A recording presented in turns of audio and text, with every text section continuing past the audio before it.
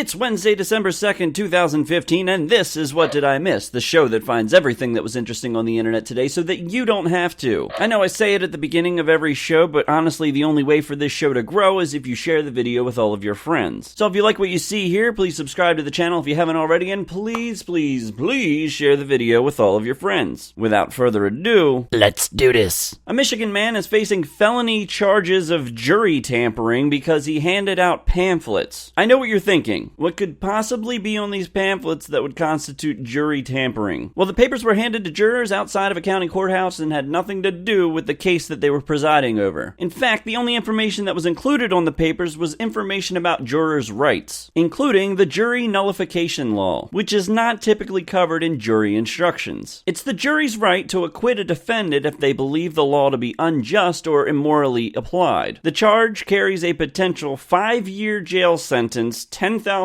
fine, and his bail was set at $150,000. You know the saying, what happens in Vegas stays in Vegas? Well, a Saudi Arabian man thought that phrase was about Aspen. The Saudi man took a cab ride to Remember in the ski capital of Colorado. The ride included cussing out the driver, the man exposing himself to the driver, then offering cocaine to the driver, then subsequently spilling that bag of cocaine on the driver. The man alleged that the white powder in question was not cocaine, but in fact baby powder. But a police drug test found that to be false. Smuggling across the U.S. from the Mexican border is a continued problem. Illegal drugs and guns, among other things, continue to flood into the U.S. without consequence. But you don't hear too much about the smuggling over the Canadian border. Unlike the illegal substances from Mexico, Canadians tend to smuggle things like cheap prescription drugs and turtles. Yeah, I said turtles. A Canadian man was caught in Michigan with dozens of turtles stuffed in his pants. The guy had 51 snapping turtles taped to his body, which is brave when you consider the proximity to some important bits and pieces like